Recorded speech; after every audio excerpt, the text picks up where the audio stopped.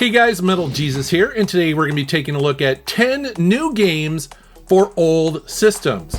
Over the past few months, I've been sent a bunch of games for the original Game Boy, Game Boy Color, Game Boy Advance, as well as the N64 and Super Nintendo.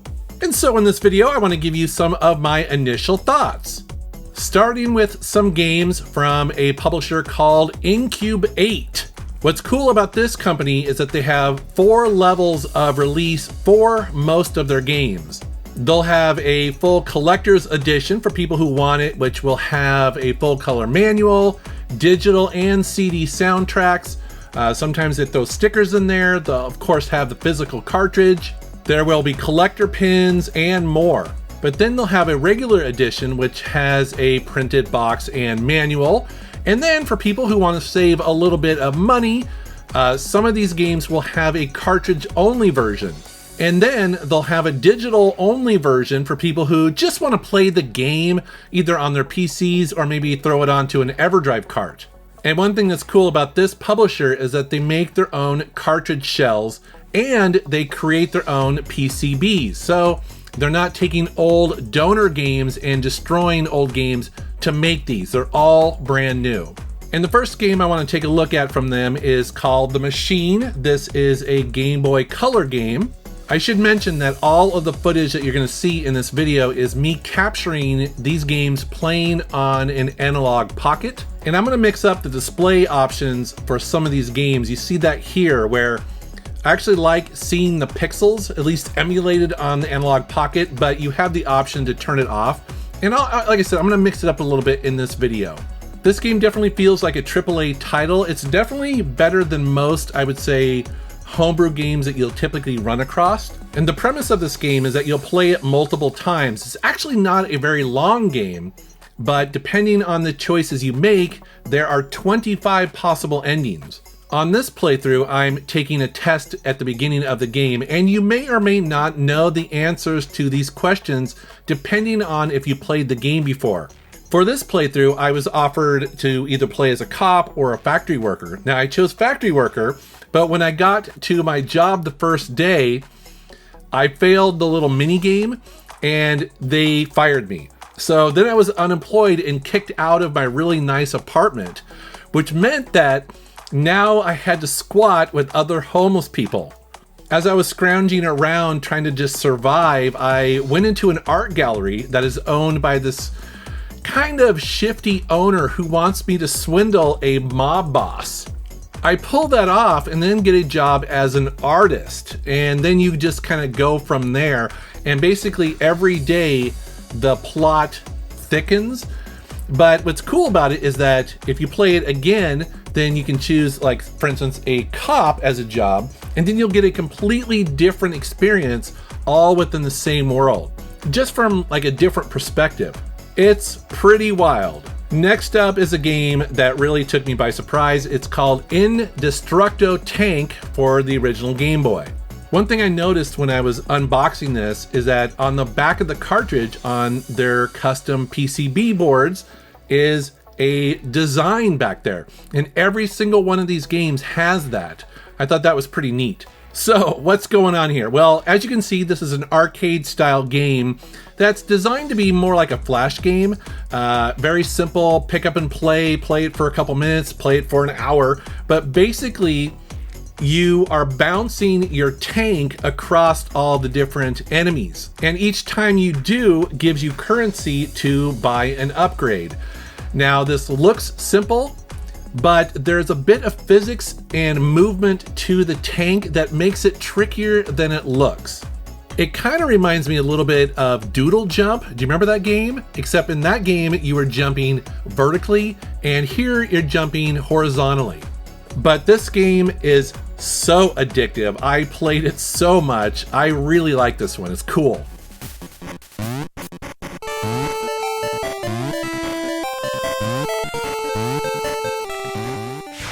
This is another Game Boy Color game called Dango Dash. This game takes place in the future where humanity lives on these floating islands, and you play as Dango, who is trying to defeat this evil ninja dude who is messing with the population. And as you can see here, it is a platform action / adventure game with a lot of heart. There's a lot of really funny characters and dialogue in this game. And I'm really digging the great visuals and also the clever level design. This is a fun game. I like how it mixes it up. Here is 2021 Moon Escape. This is another really high quality open world adventure game with a surprisingly deep story. You play as a paladin who's trying to get back some war plans to his capital city and hopefully stop a barbarian invasion. Like the previous game, this has a lot of witty dialogue and personality. There's a huge alien world to explore that's full of danger and also these weird artifacts to find and translate. It's interesting to me how the Game Boy and the Game Boy Color have turned into a system that is full of adventure games. That's kind of interesting, don't you think? Because it's such a basic, simple device. You would think that they wouldn't fit well or play well on it, but I mean, there are a ton of them. It could be because of the simplistic hardware and the controls that budding game developers are attracted to the device. You don't need any fancy 3D graphics or character models or designs or voiceover actors. You can just tell a really compact story and probably a small team of people. Now for something different, here is Wing Warriors DX on the Game Boy Color. This is a fast-paced shoot 'em up that lets you choose from 3 different characters, all with different play styles. You'll notice that the footage here is very sharp. That's because I don't have any of the analog video filters turned on. And then here's what it looks like with the filter turned on. And I gotta admit, I actually like the filter turned on where you actually can see the pixels. I think that looks so cool because that's what it looks like when you're playing it on the real device, right? Now this is a big game. It's got 6 stages and boss battles. My only complaint is that sometimes the enemy's bullets feel a little bit too fast. But I do really like this game a lot. I mean, I like shooters in general, so this is right up my alley. Next up is Pine Creek, and you see the collector's edition here. So you have a box, you have a really nice physical cartridge, you've got a color manual, you also have like a collector's pin, you have the soundtrack both physically and digitally, as well as some stickers and a poster. And this is another adventure game on the Game Boy Color. So the premise here is that one day you try to visit your friend at her house only to discover that the police are there. You sneak around the back of the house and up in her room you see a bloody ritual with a severed finger and no body to be found. And you're trying to figure out, okay, where is your friend? Is she alive or dead? And like I said, this is a traditional adventure game, but it also has some really interesting existential conversations that happen in the game with other characters. You'll talk about the meaning of life, death, you'll discuss food, you'll even play video games. Check out this parody of Pokemon, which has you playing as Gorbachev versus the USSR. And this game does have some salty dialogue and some disturbing images, so it's probably not for kids. Here's another really popular horror game also for the Game Boy called Deadius. This is the limited collector's edition, and as you see, it comes in a massive box with a ton of stuff on the inside. They did this big box set because, like I said, this is actually a pretty notoriously awesome survival horror game for the Game Boy. And as you can see here, they went all out on this. They have a special box version of it, 2 collector pins, a full color hardbound art book, as well as a 2 CD soundtrack. And then you can see the differences between the version that comes in that box and then just the regular version here. So it's cool that they did something a little special for big fans of the game. The premise of this game is that you play as a small boy who has a nightmare, and in that nightmare, he is told that everyone will die within 3 days. So then what you do is go around your village and talk to other characters and try to figure out why this is going to happen, who knows what. It's really interesting because you find out that actually there is a hidden thing going on in this village. It's actually pretty interesting. And the game really allows the player to choose where the story goes. It actually has 11 different endings. Those are all games published by Incubate, and I'll put a link to their website down in the video description below. But now we're going to move on to another publisher. His name is John Rue, and his publishing company, his development company, I guess, is called Retro Room Games. And the first game I was really curious to check out because it's for the Game Boy Advance is called Elland: The Crystal Wars. This game started out as an unreleased Dune game back in 2001, but was abandoned a year later. However, now the game has been completed, and what's interesting is that they couldn't get the Dune license, so they actually had to tweak it a little bit to take out all of those references. But when you play this game, you're going to totally feel the Dune similarities here. Because instead of spice, you'll harvest and protect crystals from raiders, as well as some of the names that you would associate with the Dune franchise. They're not here, but you'll know exactly what's going on. And as you can see, it's got some pretty cool graphics. Now, depending on how you're viewing this video, if you're on a 4K television, it looks pretty blocky, but if you play it on the handheld itself, like you see here, it looks pretty good. My only complaint with this game is that the shooting mechanic isn't really great.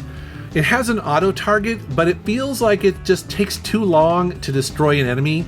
I don't know if I'm just not very good at the game or I don't get it, but it seems like I die too often. But either way, it's really cool to get a brand new Game Boy Advance game. Here's another game I was excited to check out. It is called Chip's Challenge, and this time it's for the Super Nintendo.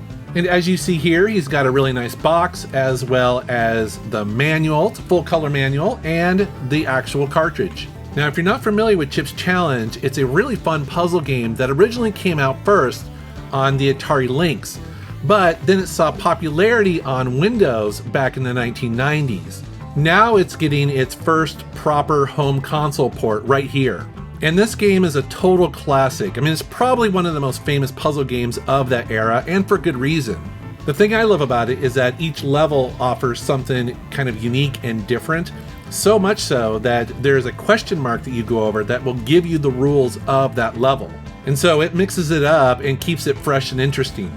And yes, the game is tough, but I also feel like it's very fair. It's one of those games where I don't find myself getting frustrated because usually there's something that I did wrong that, made me fail. And so it makes me want to come back time and time again. And it's just cool to get a physical version on the Super Nintendo. And then here's another one by John Rue, and this is called Big Too Small. What is interesting about this is that it's a game for the N64. And like the previous game, this too is a puzzle game where you try to guide animals to their proper food source. For instance, an elephant will want to get to peanuts, a goat will want to get to an apple, a mouse will want to get to cheese. But the challenge here is that the animal can only move in a straight line and they'll just go as far as they can until they stop. And so you probably played puzzle games like this before, where you need to be really strategic as to the placement of each animal to try to stop the other and kind of move them around. It's definitely tricky, but it's very satisfying when you complete a really tough puzzle. Alright guys, well that is 10 new games for old systems. I will put links down to the two publishers in the video description below if you want to check them out. Now, I kept this video to just 10 games, but they actually have more on their site. So if you're interested, go check them out. They've got a lot of options and they're always putting out new stuff. And like I said, it's nice that they give you different release options. You don't have to go for the really expensive collector's edition. You can go for a cartridge only or digital only. That's pretty cool. But I'd love to know what you guys think down in the comments below. Do you go out and get new games, new homebrew games for these old systems?